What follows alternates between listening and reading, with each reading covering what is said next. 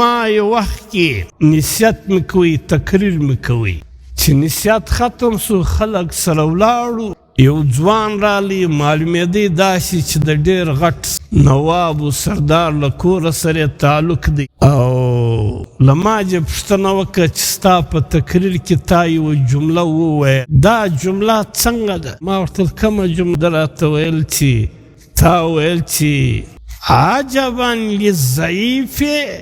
یعصي قویا پر هغه سړي ډېر تعجب دی چې دی یې کمزوری او د زورور نافرماني کوي ډېر تعجب دی پر هغه سړي باندې پر هغه چا باندې چې دی انتهایی کمزوری او د ډېر زورور نافرماني کوي د دې څه مطلب ما ورته ویل چې انسان ډېر کمزوری دی ډېر ضعیفه دی او الله جل جلاله ډېر قوي او زورور او طاقتور ذات نو پر دا انسان باندې ډېر تعجب نه دی چې دی انتهایی کمزوری الله پاک هغه انتهایی د قوت والا دی او دا کمزوره د دغه لوی زورور نافرماني کوي دا ځوان توبه وکړه چې بیا به زما په زندگی کې زه د دغه رب نافرماني نه کوم امام غزالی رحمت الله علیه لیکي چې غټ عالم څوک دی غټ عالم و چاته ویل کیږي امام غزالی رحمت الله علیه د غټ عالم تعریف کوي چې غټ عالم هغه دی چې پر ده باندې د ګناو مضرات ظاهر شي د ګناو چې کوم ضرورونه دي دا پر ده باندې کلاو شي و دې ته غټ عالم ویل کیږي چې د سود ضرر څه شی دی د دروغو ضرر څه شی دی د حرام مال د رشوت ضرر څه شی دی پر کم چا چې د ګناو ضرورونه کلاو شول نو هغه بیا له ګناه ځان ګوري که نه ګوري موږ د بجلۍ له تاره څخه ځان ګوري که نه ګوري چې د بجلۍ تار لچې لاس نه وروړو ځان جن ګوري که نه جن ګوري ولې ځکه د بجلۍ ضرر موږ ته معلوم چې د بجلۍ ضرر موږ ته را معلوم دی نو موږ ته هر سړی ځان جن ګوري له ماره څخه موږ ته هر سړی ځان ګوري که نه ګوري ولې د مار ضرر موږ ته معلوم دی د زارو موږ هر سړی ځان ګوري که نه ګوري و یو سړي ته په 100 بسکوټو کې یو بسکوټ په زارو ولړه 100 بسکوټ ورته کښېږدوه په دا کې یو بسکوټ دا په زارو لړلی دی دا سړی له دا 100 سره بسکوټو څخه ځان ګوري که نه ګوري وایي کېدلی شي زه چې دا کوم بسکوټ راواخلم دا به هغه بسکوټ وي چې هغه په زارو لړلی یعنې د یوه بسکوټ په وجه سره چې په زارو لړلی له 100 بسکوټو څخه ځان ګوري ولې د زار هغه ضرر ورته معلوم دی نو امام غزالی رحمت الله علیه لیکي چې غټ عالم هغه دی چې هغه ته د ګناو ضرر معلوم وي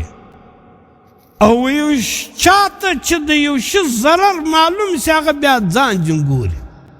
لکه د بجلۍ له لڅ تاره څخه چې موږ ځان ګورو ولې ضرر یې را معلوم دی له ماره څخه موږ ځان ګورو له زهرو څخه ځان ګورو ولې ضرر یې را معلوم دی ګناه هم دغه رقم ضرر لري دروغ ضرر لري غیبت ضرر لري نقصان لري سود رشوت دا رقم ضرر لري نو ځکه امام غزالی رحمت الله علیه لیکي چې غټ عالم هغه دی چې پر هغه باندې د ګناو هغه ضرر ورته کلاو شي سری سقطی رحمت الله علیه فرمایي وای ما یو وخت کې واز کوي نصیحت مې کوي تقریر مې کوي چې نصیحت ختم سو خلق سره ولاړو یو ځوان رالی معلومېدی داسې چې د ډېر غټ نواب و سردار له کوره سره تعلق دی او له ما چې پوښتنه وکړه چې ستا په تقریر کې تا یوه جمله وویله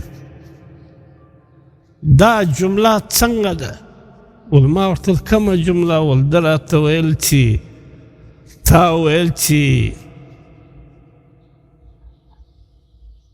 عجبا للضعيف يعصي قويا عجبا للضعيف يعصي قويا پر هغه سړي ډېر تعجب دی چې دی یې کمزوری او د زورور نافرماني کوي ډېر تعجب دی پر هغه سړي باندې پر هغه چا باندې چې دی انتهایي کمزوری او د ډېر زورور نافرماني کوي د دې څه مطلب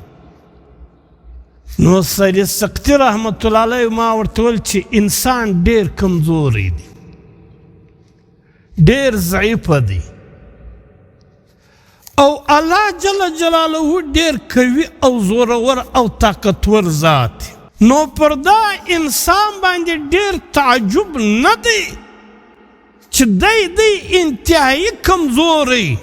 الله پاک هغه انتهایي قوت والا دی او دا کمزوره د دغه لوی زورور نافرماني کوي نو وایي دا ځوان توبه وکړه چې بیا به زما په زندګي کې زه د دغه رب نافرماني نه کوم